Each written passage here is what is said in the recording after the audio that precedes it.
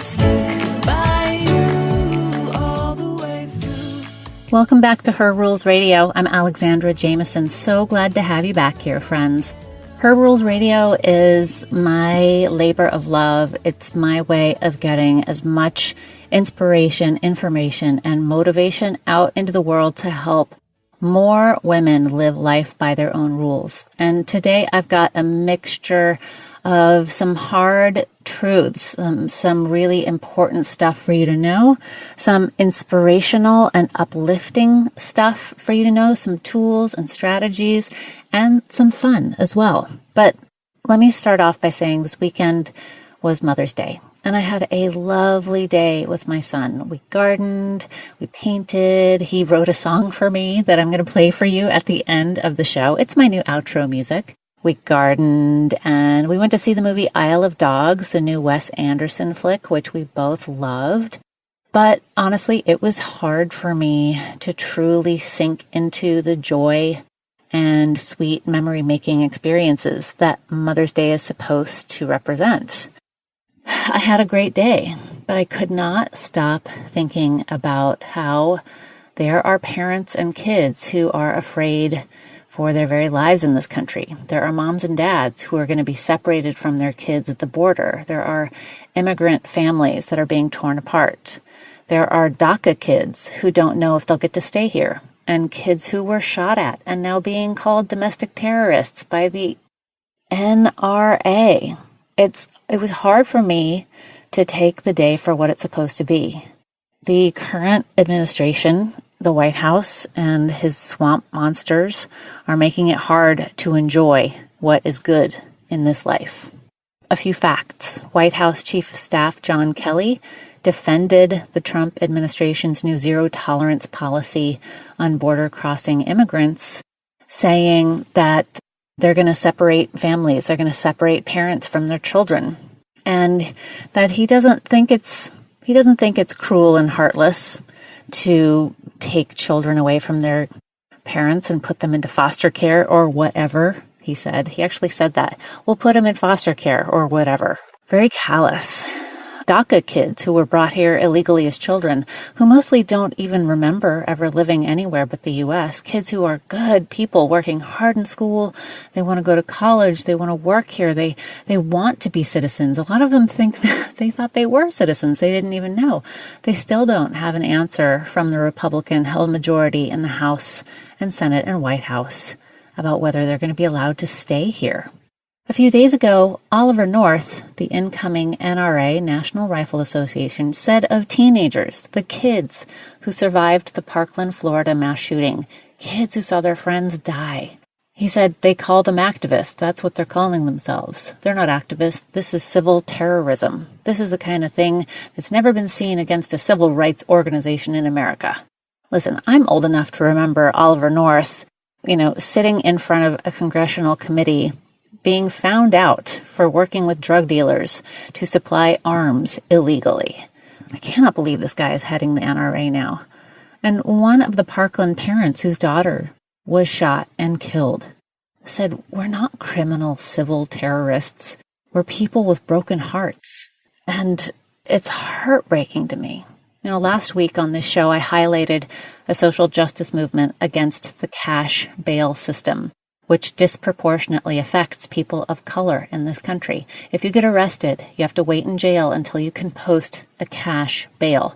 And if you can't afford it, if you don't have the money, if you can't get your hands on it, if you don't have family that can lend you thousands of dollars, you sit in jail, sometimes for days, weeks, months, even years. There are people living in this country, living in jail, who have not been officially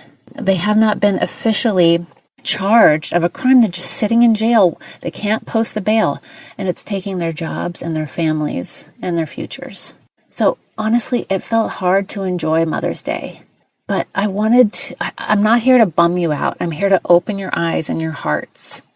And I do this work. I became a health and life coach to women so I could help women see the truth of their lives, of the culture they live in that's affecting them. And it does affect us, whether we know the facts completely or not. We see how we eat, how we think, how we act in the world. so that we can then, based on these truths, take the reins of our lives and heal and help other people heal and have the energy and reclaim our clarity and have the impact in the world and make the difference that you want to make. Because that's who you are. I know I have spoken with so many of you women who listen to this show. We care. You have so much heart. You are smart. You are educated. You know you want to do more in this life and help people. And you also want to be happy and enjoy your life. You don't always want to be focusing on what's wrong. You want to focus on solutions. You want solutions that work. And you know that you need facts and education so you can move forward and be a force for good and change in this world. So a few things to inspire you, some things that inspired me. First of all, it's spring. Seeds that were sown are popping up in my garden, in your garden, to delight our senses. I find it very heartening and supporting to remember that life is full of ebbs and flows, that seasons come and go, and we are in the season of new growth here in the Northern Hemisphere. Hallelujah, right? And there are things that you can do now, today, to improve your energy and boost your metabolism and balance your hormones with foods, which is one of the biggest things holding women back from making progress in their lives and feeling strong and having clarity. And today, I want to help you do just that. I am so excited to interview Magdalena Wszelaki. She is an amazing health coach, and she's going to be telling us how we can eat our way toward hormone balance by addressing the foundations of hormonal health in the gut and liver and by stabilizing our blood sugar. Her new book, Cooking for Hormone Balance, is so helpful. It's so great how you can make specific changes to your diet, just like she had to do. It's all research-backed. It's got great recipes in it. And her work to heal hyperthyroidism, Hashimoto's, she's helped countless women. I got such great inspiration and ideas from the interview and from her book. And again, this is one of the things that we can do on a daily basis in our own lives is support our bodies, our energy, our clarity, because our bodies are the home of our soul. And I know your soul. I know your soul is one that cares, that wants to help and be of service in the world, has great ideas that can be birthed into the world and support and inspire others as well. So that's why I wanted to have Magdalena on, because I know hormone balance. It was a huge problem in my life several years ago. Now that it's healed and I feel good, I'm doing more than I ever did with less pain, less effort.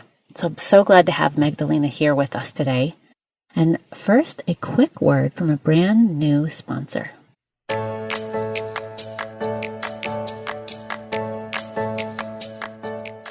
Today's episode of Her Rules Radio is brought to you by FabFitFun, and this is super, super fun. If you don't already know about it, it's a seasonal box that you get sent to your house with full-size beauty, fitness, and lifestyle products.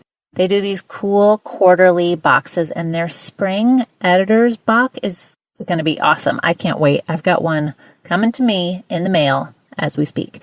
It has products like these eye masks and skincare products, a mug by Aisha Curry. How cool is that? All these celebrity fans are really into it. And normally that kind of thing is like kind of off my radar. But when I saw that Nikki Reed and Martina McBride and Bethany Frankel, who I went to culinary school with, by the way, hey Bethany, how's it going? You do not want to miss this box. It's really fun. It's like Christmas in your mailbox 4 times a year. And these boxes are just filled with really fun, super valuable goodies. Each box retails for $49.99, but always has a value over $200. So you get it's like getting it for a quarter of the price. And if you go to FabFitFun.com/rules, then you get $10 off, right? Your first box is $39.99 instead of $49.99, and you get over $200 worth of stuff. So just go to fabfitfun.com/rules and get all these goodies. So here are some of the goodies in the current spring editor's box.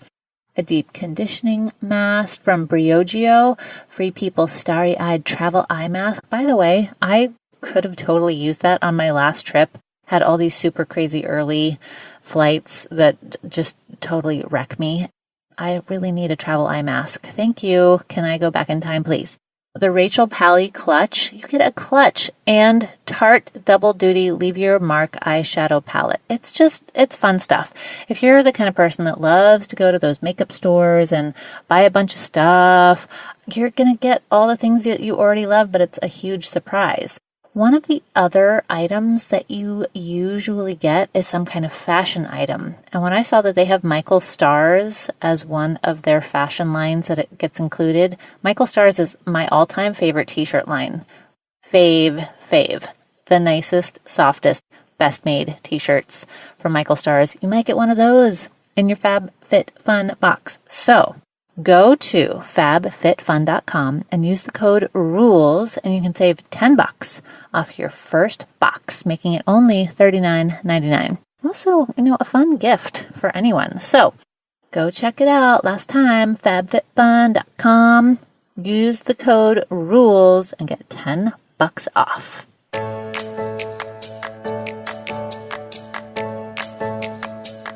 Magdalena, I'm so excited to have you here. We are going to help demystify hormonal issues and talk about your new book, Cooking for Hormone Balance. Thanks for being here. Alex, this is great. I'm so happy we just reconnected after a couple of years. So this is even, like double bonus. I know. It's great. So let's dive right in because there is so much to discuss. The whole first part of this book, which is beautiful, by the way, so many great recipes in it. The whole first part of this book is about healing the digestion to answer all these hormonal issues. Why is the first step of the process, like autoimmunity, estrogen dominance, thyroid health, PCOS, perimenopausal symptoms, all of these things start with digestion? What's going on there? I know, it's kind of weird, right? It's like not the most intuitive thing to think about digestion when you talk about rebalancing hormones. And so I'm really glad you asked that question because so many women struggle with things like, I'm doing my Brazil nuts because I have thyroid, so I get my selenium from there, or I'm doing my maca because I got hot flashes, or whatever it might be, those point solutions, right? And when your digestion is in a mess, then very little healing can happen. And this is why. Number one, when we're experiencing constant digestive issues such as, the chronic constipation, bloating, acid reflux, a loose stool, we get gassy, right? Those are all signs that the digestion is struggling. It's either because of the food we are putting in our body and or is because of the bacteria and yeast that we have in the digestion in our gut is not beneficial. That causes a hugely inflammatory response. And a couple of things. Number one is that when inflammation starts happening because of digestive distress, your receptors in the body will start shutting down and not letting hormones get through to them as easily as they would otherwise. It's like for somebody who's, for example, not inflamed, right? So inflammation is one big. Another factor is that when you have digestive issues going on, you're eating this wonderful food like organic and you're spending money on supplements. Well, guess what? Absorption might be a big challenge when you are having digestive issues. And hence, you're not really providing sufficient nutrients, literally food, for the glands to produce sufficient hormones.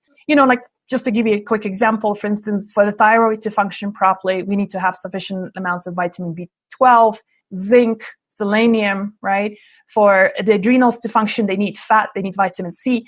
When you're having constant digestive issues and malabsorption challenges, your body, you're just not feeding your glands to be able to produce these beautiful hormones that do all the work. So, that's another, I think, hugely important factor we are now discovering about our gut. It's a subset of bacteria that we carry. They're called the estrobolome. And those are bacteria that are part of your good bacteria in the gut. They code for enzymes that break down estrogens. So, we can talk about estrogen dominance later and some of the symptoms, but that's like one of those hormonal imbalances that almost every woman I know struggles with to some extent. And most of us don't even know that we have it. So just like super quickly, like fibrocystic breast, thyroid nodules, estrogen receptor positive breast cancers, endometriosis, fibroids, PMS, water retention in our limbs. Those are all symptoms that could be of estrogen dominance. So who would have thought, right, that eating, fermented foods and putting good probiotics into our body will help us to prevent these kind of symptoms. So, in a nutshell, those are just some of the critical questions.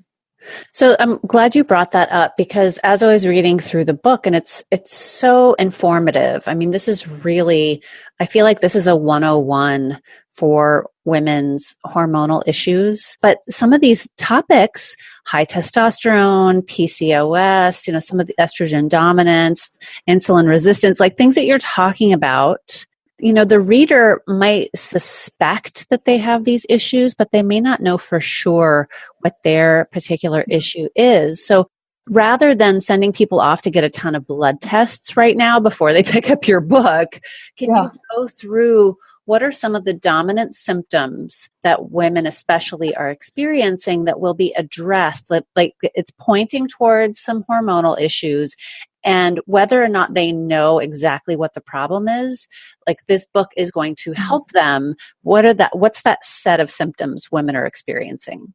Okay. Is there any particular one you want me to focus on, or just kind of run through? Well, I know that the women that I work with, they are weight loss resistant. Their adrenals are, they say adrenal fatigue, but I feel like the more accurate description is adrenal dysregulation, insomnia, that kind of wired and tired feeling, anxiety. So that's what I'm seeing a lot of. Okay.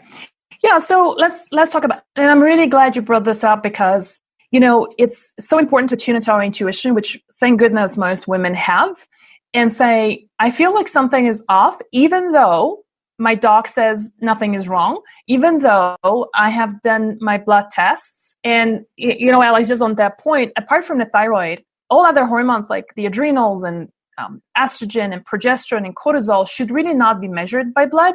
They should be measured either through urine, or saliva was like the old, better method, but really the golden standard now is urine. So, but not everybody has the budget for it. So the easiest and most effective way is just to tune into your symptoms. So let's talk about, since you mentioned adrenals, right, and weight loss resistance. So, adrenals can be either high or low, and you can experience them both at the same time.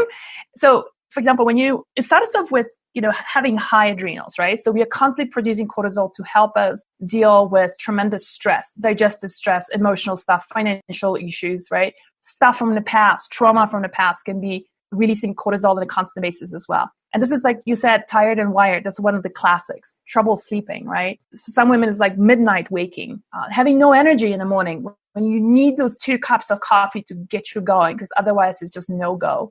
For some women, it's also like belly fat, because guess what? Cortisol is a highly inflammatory steroid hormone. And anyone knows that if you have a friend who was put on steroids, no matter how, even if they eat like 500 calories a day, they're going to be putting on weight, right? And so that kind of explains why when you're constantly stressed out, you're having this inflammatory response. You're basically pumping yourself with steroids, literally. And that's part of the reason why it's so hard to lose weight when you're constantly stressed out. And then when you go on like this for a long time, then it can take us to the other side of the spectrum, which is going on low adrenals. And that's really no fun to be in. That place, severe fatigue, you start having memory losses, getting sick very often. The adrenals, one of the things the adrenals do is they regulate our immune system, right? So, instead of getting over a cold in 4 days, it takes you 2 weeks to get over that. When I had adrenal dysregulation, as you call it, and I like that name, whenever I had a cut, for example, I had a cut once on my toe, and that I could not heal it for 2 months. Because, it was just my immune system was so whacked out. Women have crying spells when they have adrenal issues, right? So that's about adrenals. I think energy is the word of the game when it comes to adrenals generally, is either having too much or too little of it. Thyroid, on the other hand, most women's experiencing low thyroid function, or also oftentimes is in the form of Hashimoto's, which is an autoimmune disease, fatigue, weight gain, like weight gain from you never had that before. Nothing has changed. Your diet is the same. You're exercising the same. And now you're just suddenly putting on 20 pounds. goodness knows where is this coming from. Cold hands, hair loss, brittle hair, facing depression, anxiety. Alex, I'm sure you've seen this before. How many women are put on antidepressants and sent home instead of having the thyroid checked, right? Absolutely. Right?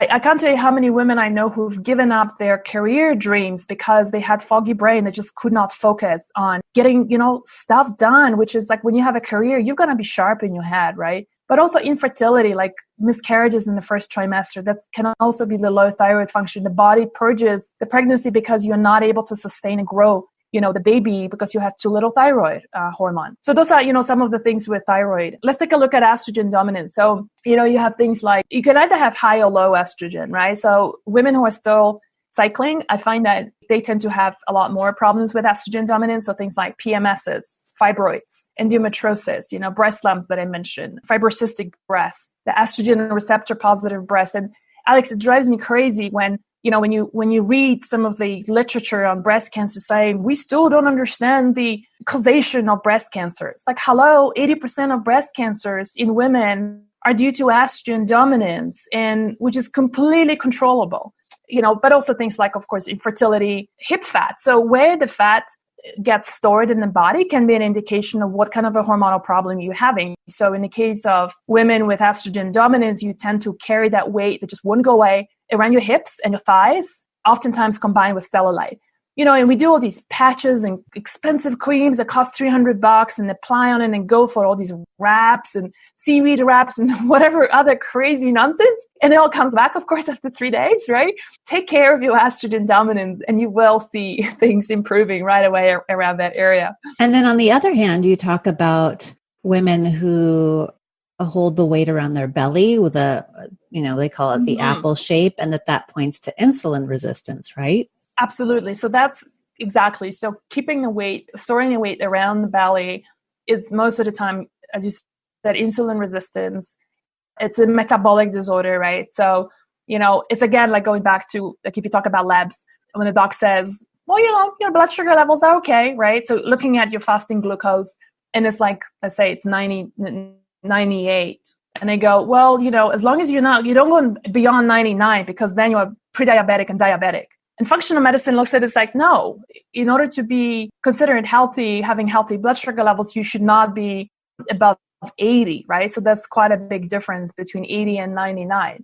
So absolutely. So that's something that can be, the good news is that this is completely reversible. Like insulin resistance, type 2 diabetes, those are lifestyle conditions, absolutely completely reversible to lose that weight. Yeah, so your book really goes into all these different hormonal issues that so many women are experiencing and how it's resulting in weight gain or weight loss resistance, and then all these other symptoms we just talked about, brain fog, anxiety, depression, mood swings.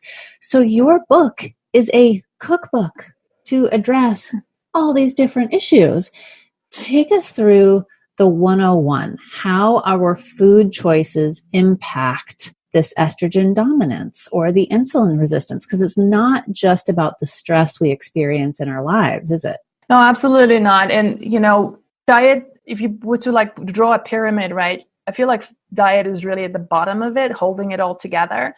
On top of that, you have these layers that you can add on, like herbs and supplements and, maybe progesterone cream, and that's going to help, right? But it's really that when you don't have the foundation, everything just crumbles. And, or using the three-legged stool analogy, and this is really the premise of my book, is that if the hormonal balance is governed by three bodily systems. And so, I'm using the analogy of a three-legged stool, that if you want to sit comfortably on a three-legged stool, imagine in your kitchen, right? If one of the legs is short, you're wobbling. One of the legs is missing, you're completely going to fall, right? And these three bodily systems that govern our hormonal balance is the health of our digestion, which we talked about at the beginning. Number 2 is our sugar balance. And number 3 is our liver's detoxification abilities, right? When you cover those three things, incredible things start happening and changing for the better. And, weight starts going away, depression disappearing, anxiety vanishing, skin improves so much. Like we look 10 years younger, right?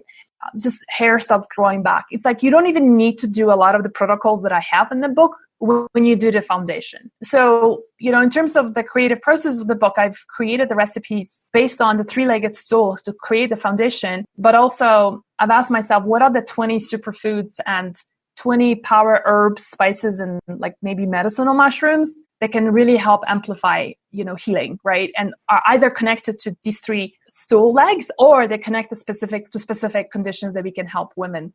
And that's how I created my recipe. So those are, not random recipes like taken from random places and just modified to be compliant to what I wanted to do, but it's like very intentionally developed for that. And, those are not ingredients. I mean, Alex, you saw the recipes, you have the book. Those are not recipes or ingredients that are obscure, that you have to buy expensively over the internet. Most of them, I would say 80-90% of the ingredients are stuff that you can buy in a regular health store.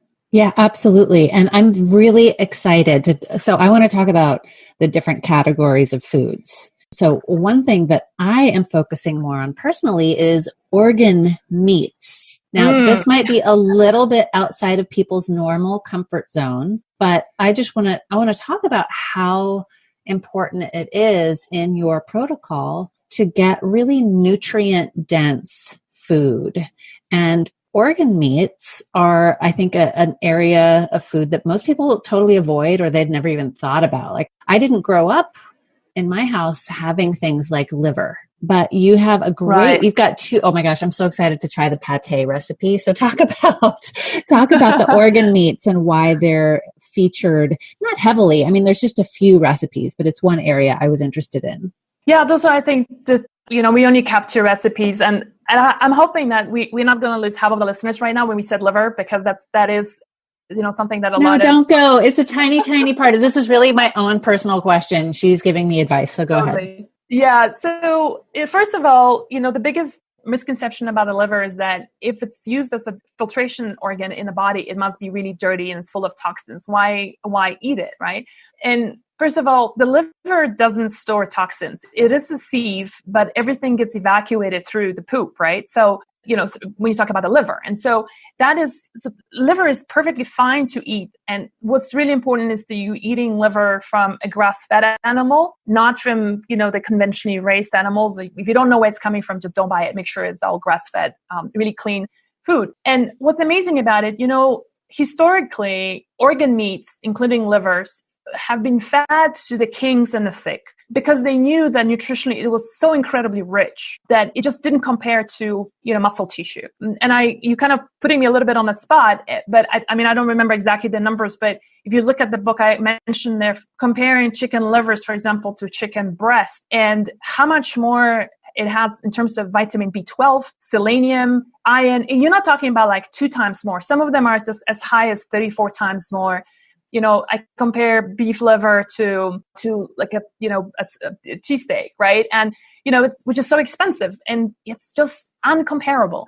That's why I was so excited about it. I'm like, oh my gosh, like I love pate. Pate is delicious. I could make this and make it like once a month and get so much nutrition out of it. That's why it was so exciting. And when I lived in New York, I used to go to Union Square and the market there, right, to buy livers. And then one day I got there a little bit later than usual. And the guy says, I'm sorry, but I ran out of everything. In fact, I'm beginning to run out really quickly now. And I said, why is that so? And he said, because so many people are feeling so amazing eating organ meats that I'm just selling everything out really soon. But here's the thing. You grew up without organ meats in your family. Some people, like for example, a lot of my friends who came from Jewish families, right, were served chicken livers cooked in a certain way. And they absolutely hate it. And they have like this super bad memory of eating chicken livers. And the problem is that most of the people overcook livers. So if you follow the instructions in the book on how to cook it, then you're not going to overcook it. Then it's going to be just this beautiful, piece of... It's going to be really good. And it was a really simple recipe to follow too. I'm like, oh my gosh, I can whip this up. No problem. When you go to France, sorry, it's just like, when you go to France, everybody goes like, oh my God, it's like French food is so amazing. And the pate was, that's what it is. That's your liver in that amazing pate. Right. So let's move on from liver, because some people cannot imagine that they're going to eat this. Let's talk about some of the other foods that are so easy and how powerful they are. Now, you have this amazing list of 20 superfoods and herbs and supplement or medicinal mushrooms that people can use in their food. And we're going to give that away in a few minutes. But first, I want to talk about seeds and this awesome recipe you have for, what do you call it? Seed rotation, seed cycling. Mm-hmm. How does that work? What is that? Yeah, so seed rotation, is a method that helps women rebalance their estrogen and progesterone levels, and can be used for both women who are still menstruating as well as women who are going through perimenopause or who are in full menopause.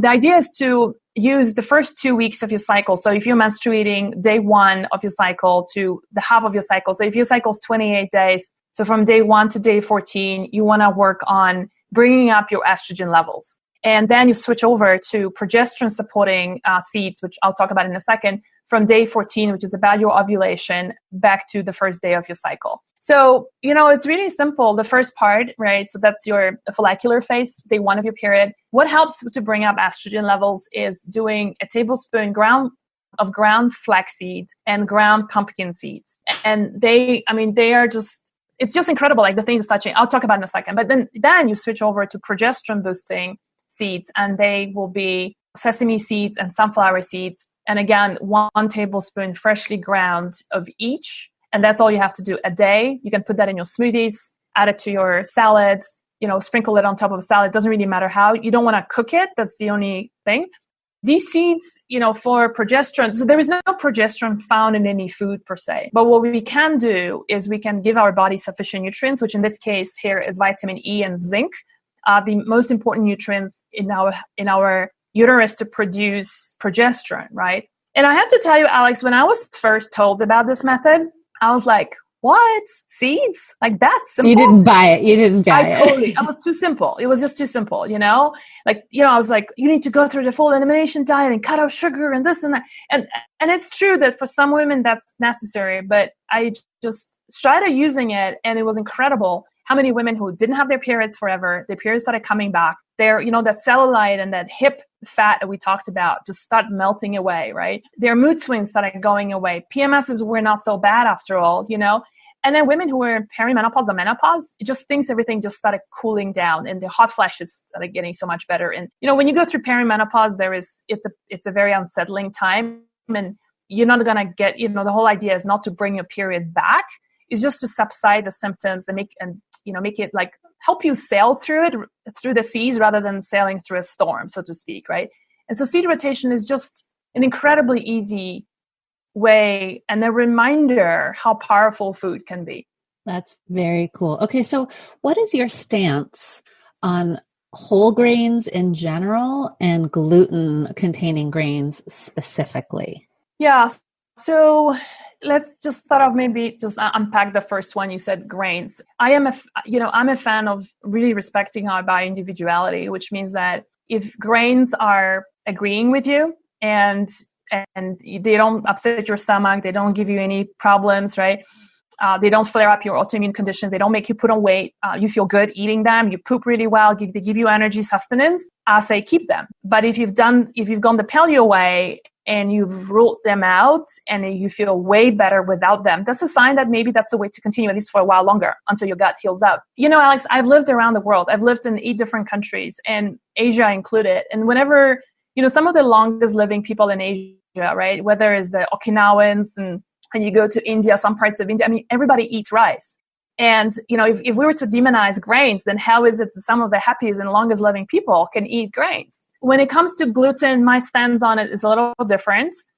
Gluten, because of the modification of the grain that's happened in our society, I stay completely gluten-free because I have an autoimmune disease. So in order to keep it in remission, I feel like it's best to keep it off. There is just too much research that exists currently showing how inflammatory gluten is. And so I'm not going to go into that, but basically the whole cookbook is gluten-free. I'm gluten-free. And for anyone who wants to have a good hormonal balance, my recommendation is to stay off gluten. Okay, perfect. That's great. And even with having no gluten in this book, you still have dessert recipes. There is dessert in our future. Tell us about the dessert recipes and how they work. Was there any dessert that stood out for you that you'd be like, oh, this is interesting. I think I might make this? There was some chocolatey thing. Yeah, so the desserts in the cookbook are all very low sugar, but at the same time, like not necessarily using stevia because, not everybody likes to use stevia or the taste of it. So I'm just really focusing on, look, it is a treat.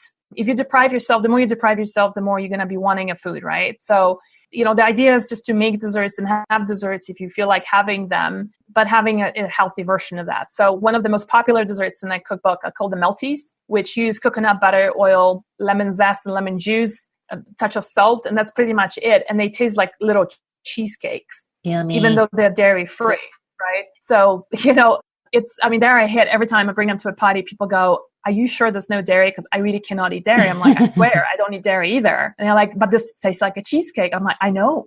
Yeah, and again, very, very simple, very few ingredients.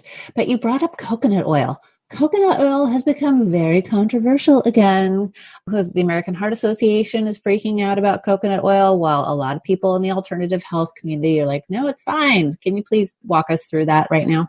Let's not demonize the food that's been used for generations. In fact, one of the, I think, most powerful question you can ask whenever you read stuff like that in the mass media, or when somebody comes and tells you, oh, there is this blah, blah, blah, this is really good for you, right?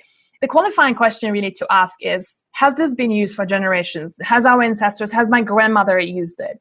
And when I look at something like coconut oil, right? You can Google that, and there's a lot of research showing you otherwise, and it's totally safe and it's perfectly fine. In some ways, I just kind of like to break it down to a pedestrian level. And to me, it's this. I've been to India so many times. The whole south of India lives on coconut oil, coconut butter, coconut period, coconut in your hair, coconut in your tea, right? If it was really that bad, they all should be pretty much dead and very sick in the South. Interestingly, there was a study, and just in case somebody has heard of a study that came out from the south of India that said that heart disease is one of the issues in India. And they also correlated that with coconut, right? But the interesting thing is this is like how nutrition studies are very biased and skewed. What they didn't look at is the amount of sugar that Indians use in desserts. So, Indians, I knew it. Yeah. Full of sugar, right? And they love their tea. If you talk about anyone who's been to India, how sweet these teas are. And they don't drink one or two. They have like 4 or 5 of them a day. So the Brits were the one who brought the sugar to India, by the way, right?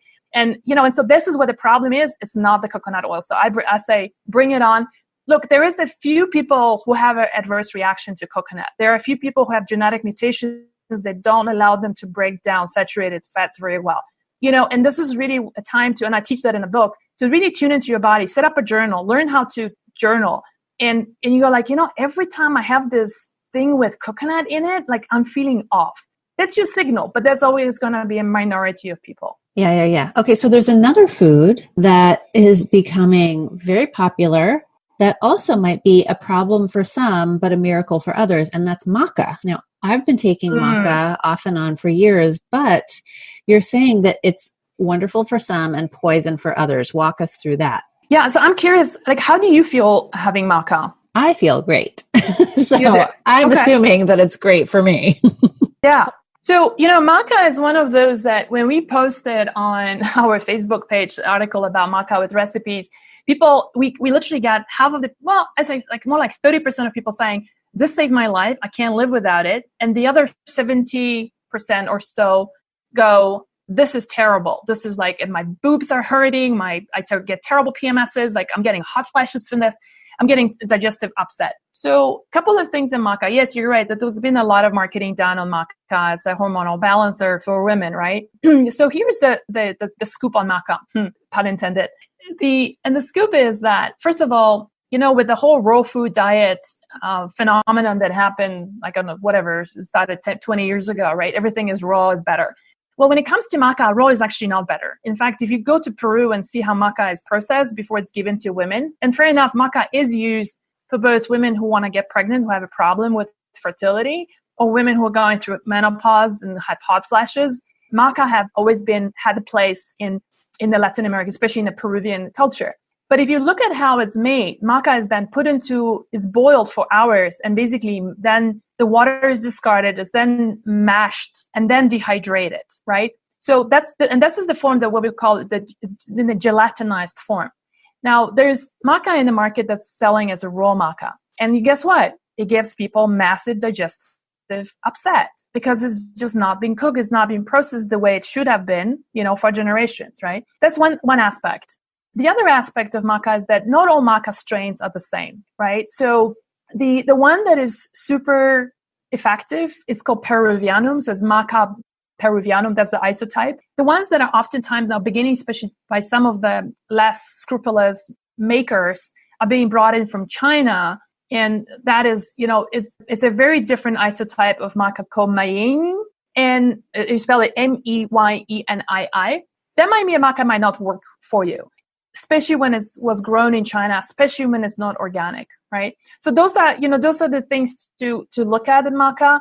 And also the amount, like a lot of people think that taking more than 1 tablespoon a day is the more the better. It's actually, it could be the opposite.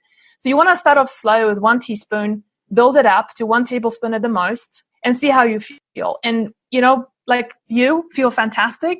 It doesn't do, like for me, it doesn't do anything for me. And then there are women who just feel absolutely awful. So you're going to tune into your body and your body will tell you. Okay. So good to know.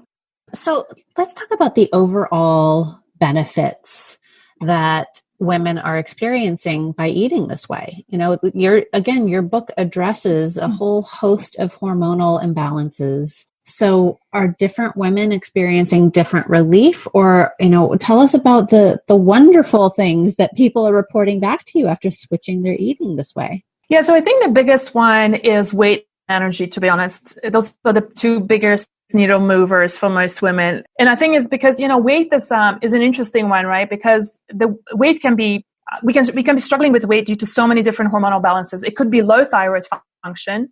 It could be your adrenals and the steroid response that I was talking about earlier. It could be because of insulin resistance that you mentioned, right? It could be because of estrogen dominance. That's a big one. So you've got everything around your hips.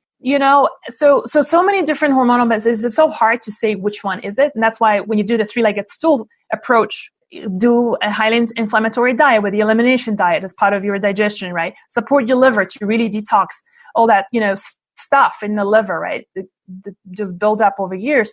And then rebalance your blood sugar levels. And, a lot of these things all this hormones start falling in place and you start losing weight. You might not know exactly which hormone played a role. And honestly, who cares? You want the result and you got it.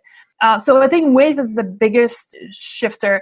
The other thing is definitely levels of energy, and it really starts off with doing a proper elimination diet, committing to it 100%. In the book, I talk about the big 7 and the small 7, so foods that are known to be culprits in terms of, creating a lot of inflammatory responses in the body. Just cut out those. Wait, what are the big 7? Oh, okay. Yeah. So they would be gluten, dairy, eggs, soy, corn, peanuts, and nightshade vegetables for some people. So nightshades, just to define it, nightshades would be tomatoes, eggplants, potatoes, goji berries, chili, so peppers and including chilies. And here's the thing. So our listeners don't freak out.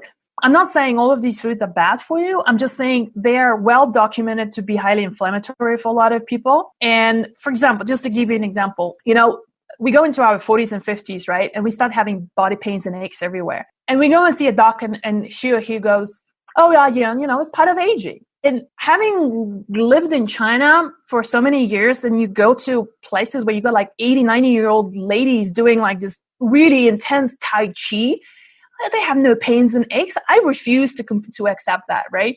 But guess what? Nightshade vegetables can create, for some people, I will not stress for some people, a highly inflammatory response of pains and aches, especially like muscular joints, etc. So those are the big 7s. As you can see, sugar is not one of them, but generally I'm a big proponent of reducing your sugar to like no more than 20 grams of sugar a day, which is equivalent to 5 teaspoons all in, which for some people might be a shocker. But once you learn how to eat differently, you're not even going to be wanting to eat sugar. Alex, as you know, I didn't grow up in the United States. One of the biggest shockers for me when I moved here was the amount of sugar that was in everything. Ketchup. Especially breakfast, right? Like breakfast is just a dessert buffet. Oh my God. Yeah. And people, it's so different. And people didn't mind it. And they were like, like having a cocktail with someone, or like you said, going for breakfast, and it's like people pouring and pouring these amounts of, sugar, maple syrup, whatever, fake syrups, right, on the pancakes. And you're like, wow, how can you even eat this? Anyway, when you recalibrate, it's, you're going to be grossed out by the foods. If sugar is your problem today, you're going to be grossed out 3 months down the road of the things that you're eating today. Yeah, it's really true. Your tastes can change, and pretty quickly. So I want to talk about a goodie that we have for people who are interested in kind of dipping their toes in with your book. You have an amazing list that you've put together that we're giving our listeners, which is 20 superfoods that are going to help get them started on this. So talk us through what this list is, and then I'll give people the link to go get it. Yeah, so it's basically a total of 40 different ingredients. Most of them are used throughout the book. I'll give you just a couple of them. For example, flax. So many people are so afraid of flaxseed, going, oh my God, it's estrogenic. I already have estrogen dominance, which is such a shame, because flaxseed has estrogen, but it's got the good estrogen. It actually helps you to skew the balance of the bad versus the good metabolites of estrogen in the positive direction. So bottom line is, having that tablespoon or two freshly ground flaxseed a day is actually going to help you with all the symptoms, including, cellulite and fat around your butt, to start melting down when you do flaxseed. Cruciferous vegetables. I mean, these are huge. Your liver is going to love you when you bring them in. So cruciferous veggies will be things like cauliflower, kale, broccoli sprouts, mustard greens, arugula, watercress, right? Just bok choy. So bring on those 3 to 4 servings a day. So like 3-4 cups a day, just, profound difference. Broccoli sprouts, for any woman. So broccoli sprouts are, and this is really what the guide kind of goes into the details of what's in the food. So it gives you like maybe 2-3 paragraphs per food. So you get some appreciation. Alex, I think the book, just a side note here, I think the book is for, just like your listeners, intelligent women who want to take care of themselves and want to take charge of it, and they want to know why. Because if I just whip out a whole bunch of recipes without giving you the context, what's so amazing about this food, you might not be wanting to use it. Like, broccoli sprouts, honestly, they're not the best tasting food, right? They're kind of grassy but if I tell you that broccoli sprouts contain sulforaphane, which is a natural estrogen blocker, that just a cup of broccoli sprouts a day when you have breast cancer is going to help you shrink breast cancers. And this is research-based, right? The same way tamoxifen would do it, but guess what? Tamoxifen is such a toxic drug that's only given to women with breast cancers for 5 to 7 years.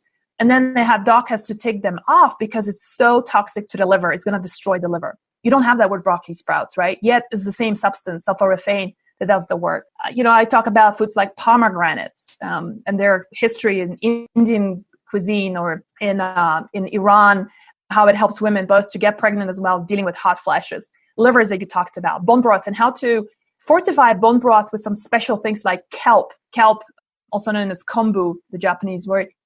Kelp is a form of a seaweed that's very high in iodine. And guess what?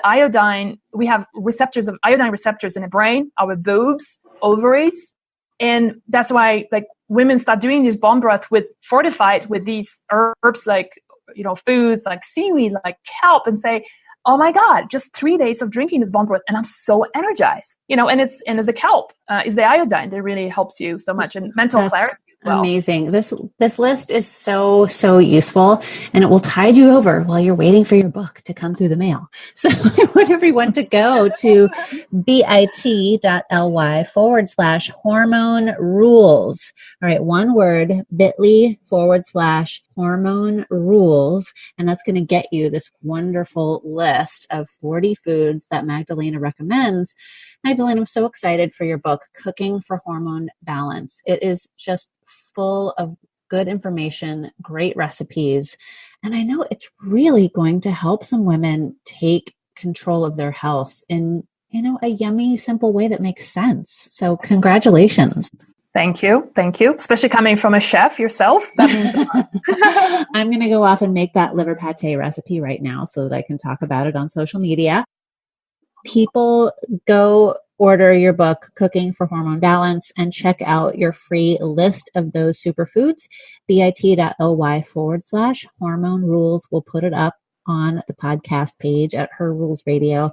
Magdalena, thanks so much for being here. It's great to talk with you. Such a pleasure, Alex. Thank you.